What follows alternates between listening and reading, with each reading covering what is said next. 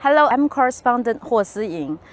Autonomous driving is moving from sci-fi to our city streets, but what it feels like to be in a car with no one behind the wheel. Let's go find out. I'm here in Nansha Street of Guangzhou City here in Guangdong Province, and here we see a lot of robotaxis here. And so right now I'm gonna use my phone to make a taxi request. And first, you can use your mini program and you can pick your, here is the user request, like normal.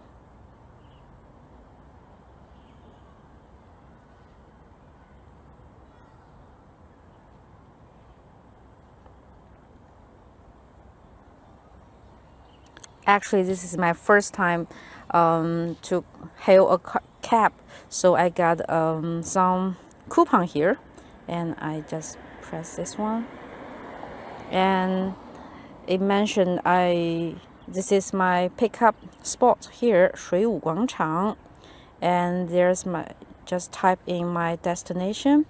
Let's make it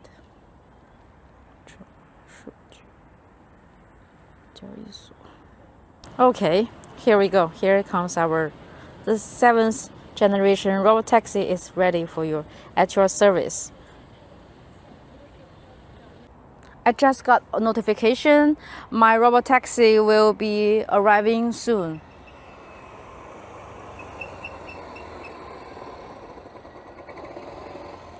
Okay, here it comes.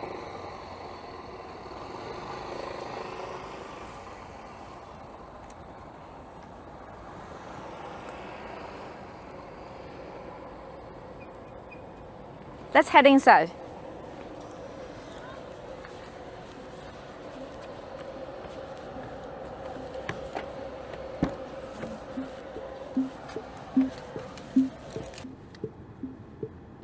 No driver behind the steering wheel, and let's go.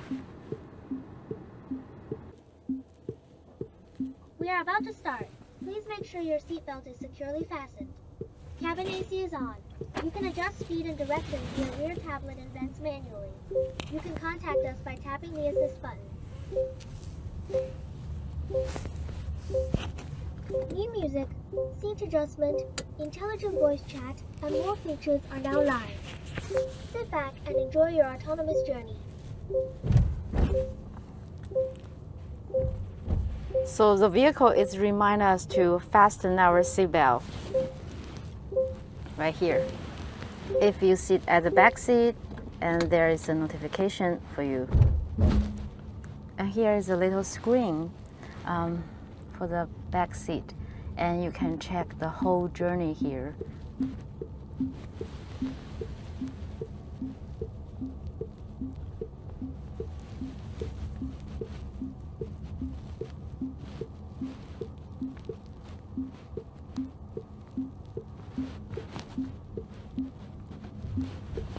And here they have the menu bar here, and you can have the music here.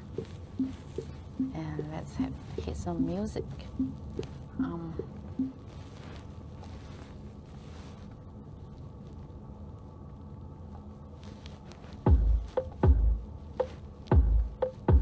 And you can also adjust your seat here and adjusting the AC.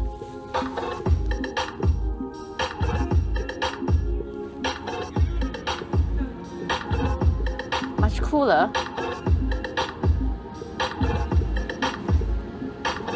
And you can also adjust your seat and sit forward. Confirm. Seat moving. Seat moving. Please watch for front and rear passenger safety. Okay, stop moving. This is for the rear heating. It also do the AC thing. And you can review your whole trip here.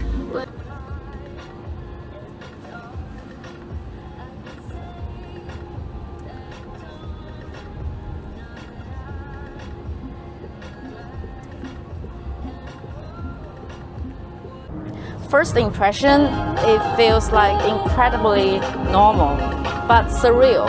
You can see I'm in the back seat and we have a lot of space here because there's no driver and there's a bus coming in, so the cars slow down a little bit now.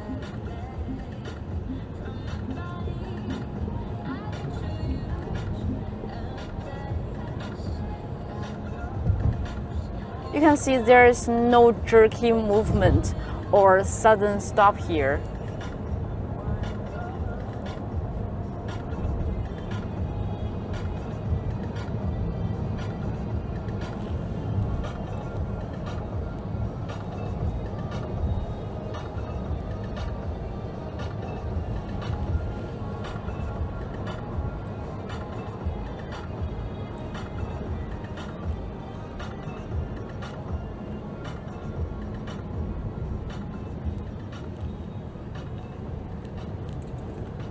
Actually, if you need help, you can press the assistant and you can directly call the assistant so you can talk from the car.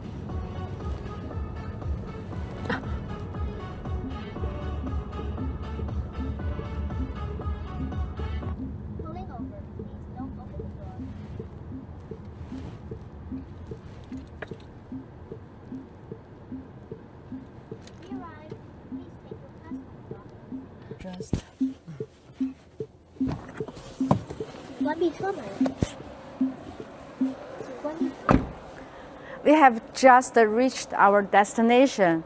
Honestly, the most surprising thing for me is not how sci-fi the ride was, but how normal it felt. It was a flawless trip.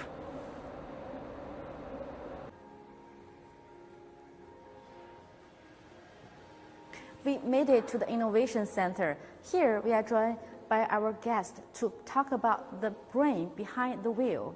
First, welcome to Pony AI, and we are 小马智行. And my name is Kainan, and I'm in charge of the strategy and the business development in Pony AI. And welcome again. This is our operation center, the largest one in China and in Guangzhou. And you can see here, there's a very cute mascot. Yeah, it's named Popo, so the first two alphabets of Pony. Yeah, and this also represents our virtual driver. So if you are in the vehicle and you can see there will be a Popo in the seat, that is our system. It represents our technology. Oh, lovely mascot, I love it. So this is our showroom here for Pony AI. Exactly. So tell us more about your company. I heard you guys are one of the toughest, the leading player here in this industry. Yeah. Sure.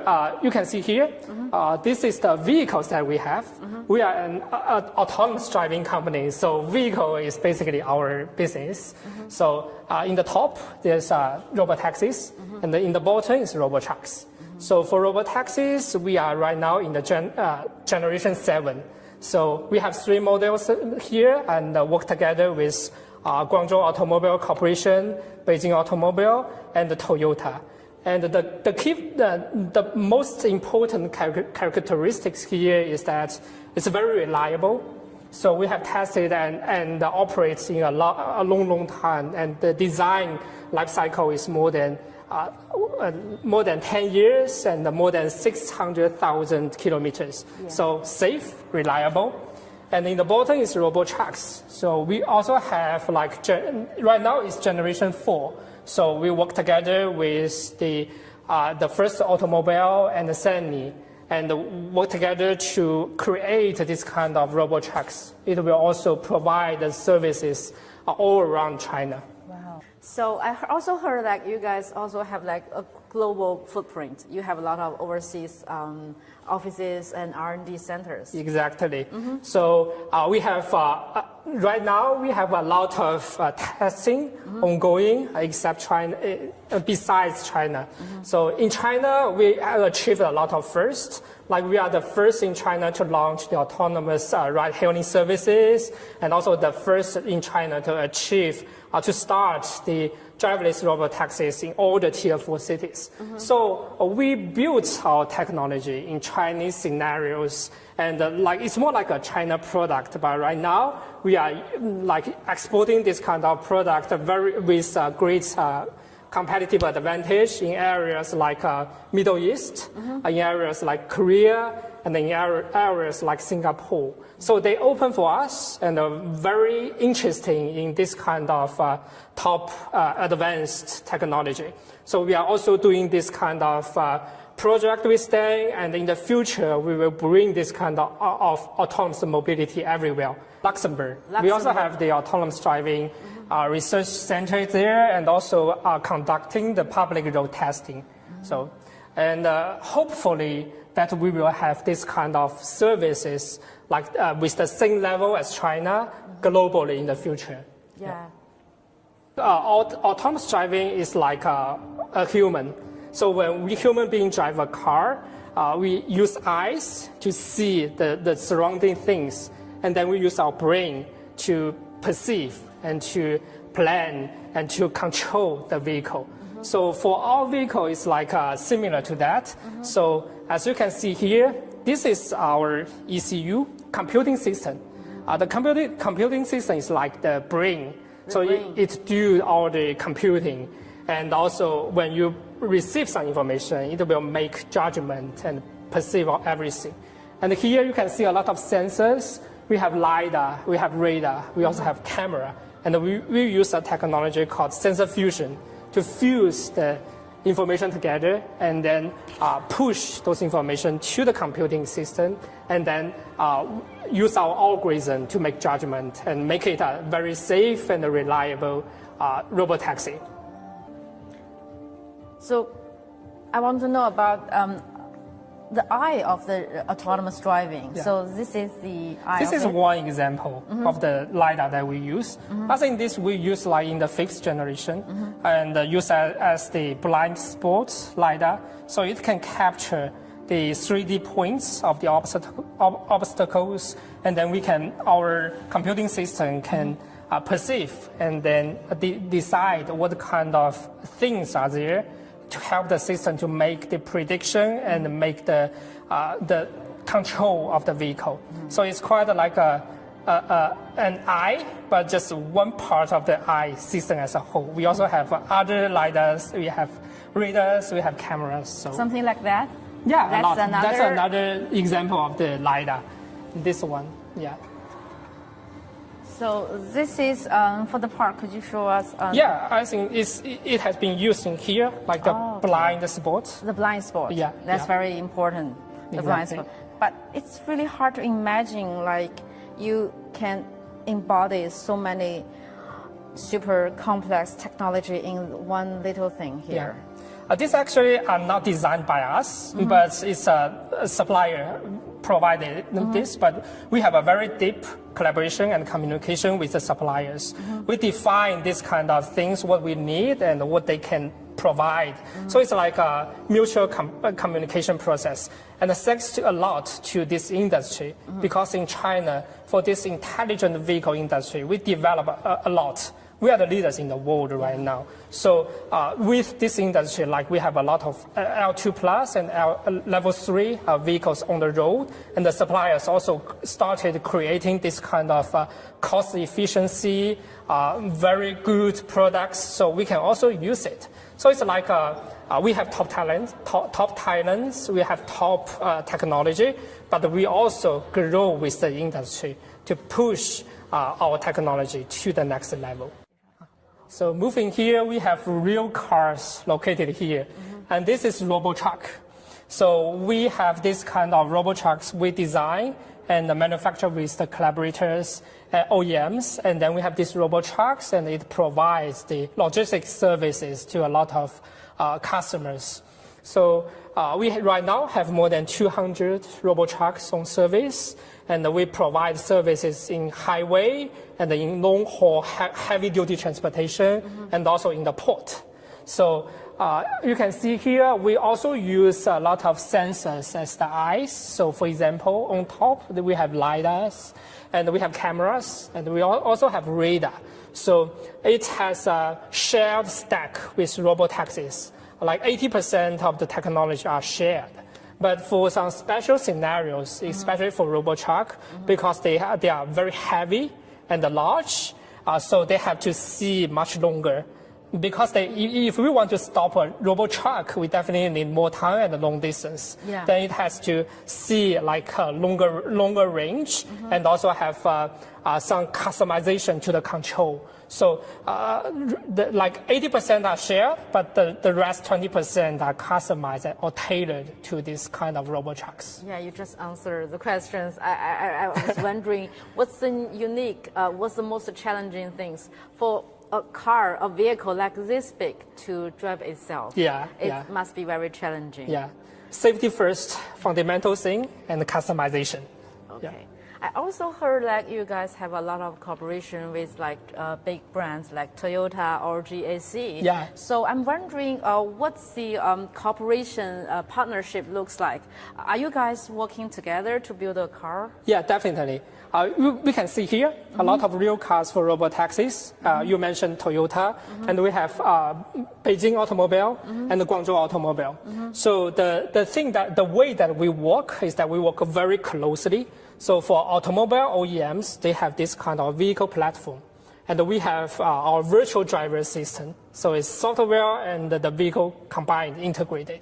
So we have to work very closely together to define the vehicle and to see how we work together regarding those interface. So because we need to control the vehicle. So we have for each collaborators, we sit together, work closely, and to make our virtual driver into this kind of vehicle platform. And also the OEMs also use their manufacturer expertise actually to help us with the quality of this kind of robotaxi. Yeah. So these vehicles are specifically made for the autonomous driving? Some parts are, but basically we can also see this kind of vehicles on road. So it also a common vehicle that can be sold to the customers, but some interface are changed. So that's the place that we need to collaborate and work together on. I see. So many experts are predicting like 2026 will be a tipping point year for the autonomous driving. How do you see that? We are on the tipping point right now. So for example, in Nansha, you can use this kind of services in everyday life. We have an app called like Pony Pilot, and when you enter the destination, there will be a car coming. Approaching. And, it's like without human driver.